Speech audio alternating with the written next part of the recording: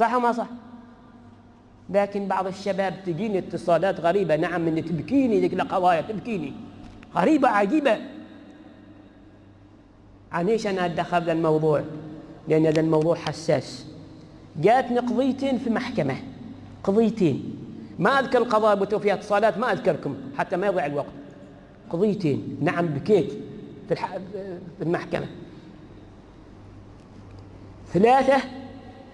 ثلاثة الواحد كبره يشيل لنا بيد واحدة رهاوتهم، ثلاثة جايين يتشاكى فمهم، كل واحد يقول خليها مع الثاني، وكل آخر يقول خليها مع الثالث.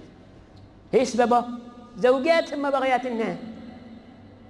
وأخيرا قالوا واحد تبقى معك، قال تبقى معي، تكتبوا لها نفقة من مالها، لكن من تموت أتقاسموني. مصيبة ولا ما مصيبة؟ ليش أنا أقول يعني؟ قلت لهم لو ما قاضي أسوي لها معاش من معاشي، أفرز لها من راتبي، لكن ما لي أسوي. مصيبة ولا ما مصيبة؟ بعد مدة جاءت قضية مثلها مع اثنين أيضا.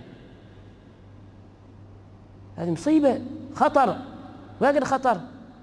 ولو أخبركم عن قضايا يتصلوا بناس تو يموت واحد، يموت الآب والأولاد يقول بنقسم البيت وساكن الوالدة فيه، تقول الوالدة هنا أنا أسير، قال استاجري،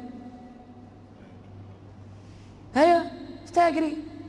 بقيت مستغرب أن من في دولة إسلامية، ولا من أبناء جدتنا عمانيين. خطر واجد خطر.